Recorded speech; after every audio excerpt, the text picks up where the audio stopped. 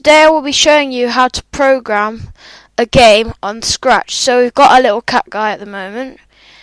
He has two costumes which will, if we make them run together really fast, so if we click on one, it doesn't work like that. Well, if we change his costumes really fast, so we need controls when start clicked. We're gonna need a time length, which means I'm going to need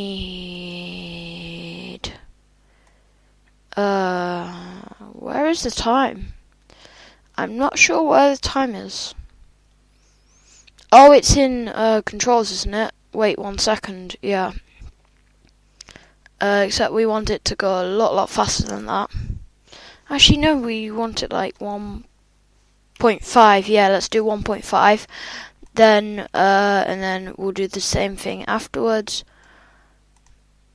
So I'm just gonna add a 0.5 onto that 0.5, and then I'm going to do switch to costume 1, and then I'm gonna do forever repeat.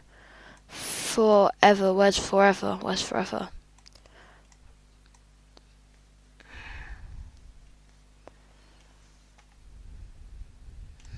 There, right.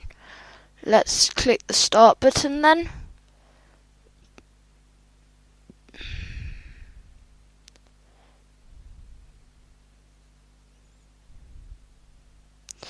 So we've almost got the running kind of animation. We need it shorter than that though.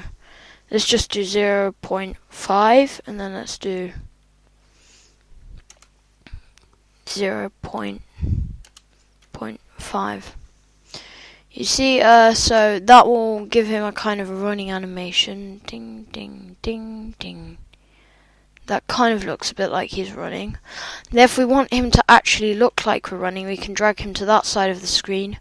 And then we can do motions. We can do move 10 steps, and that will actually look like he's running. Ding, ding, ding. And that's kind of funny. And so now I've taught you guys how to simply make a character move. But this is if you've got the other costume of the other position.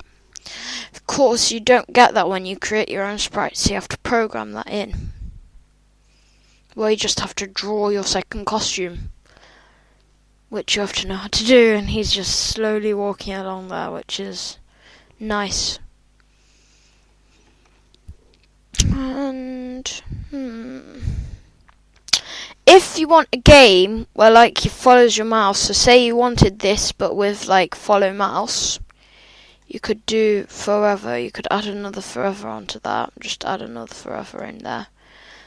Follow mouse, so motions. Then you can do point towards the mouse button. You can do point towards the mouse pointer, and then that will automatically do it for you. In fact, we don't even need the forever. Just take that out, plonk that in there. No, that also needs to be in a forever, doesn't it? So let's press start. What? Oh, okay, stop, because that's gonna last.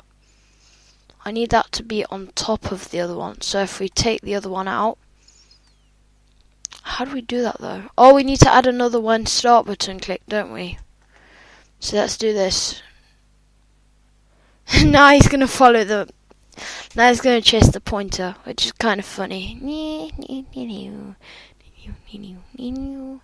It works no matter which way you're pointing as well, which is really nice.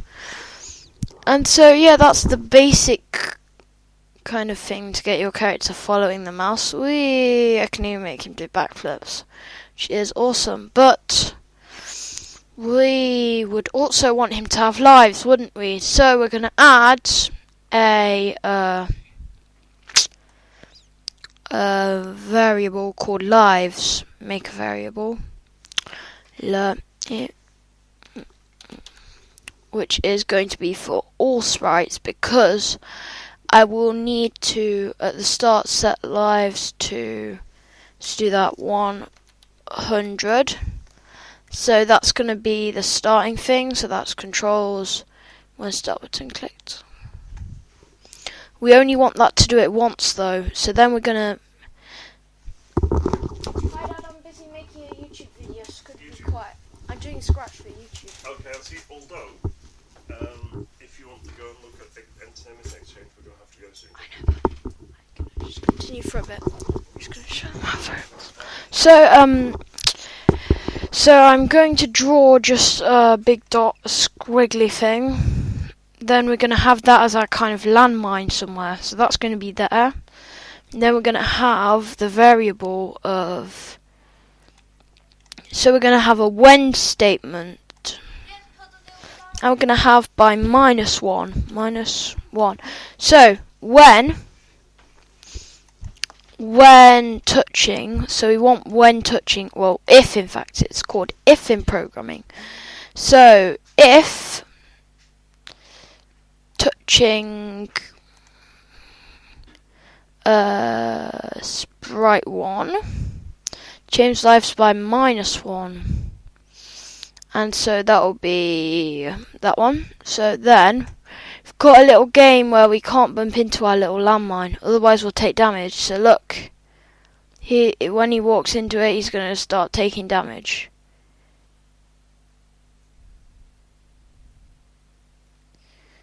Even though somehow that's not really working.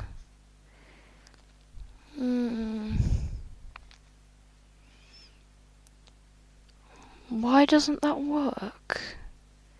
It's a question. So if we press start... Oh, I need a forever. Okay, forever. Yeah, that's what I need. So can you stop that? It's still doing it and I didn't want it to. So forever. Then let's go. So now we'll press that. Then. So he's going to touch it. And then he's going to lose lives. No! He's going to be down to 0 very, very quickly. But we also want him to, when he's at 0, die. So if we want that, we're going to have to say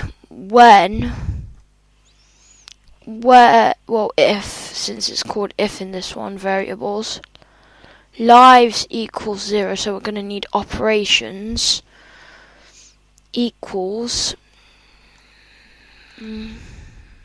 and we need a 0 to something else, so something to something. 0 less than 0, yeah, we'll have no, less than, this is the less than operation. If lives equals less than 0, so this is going to be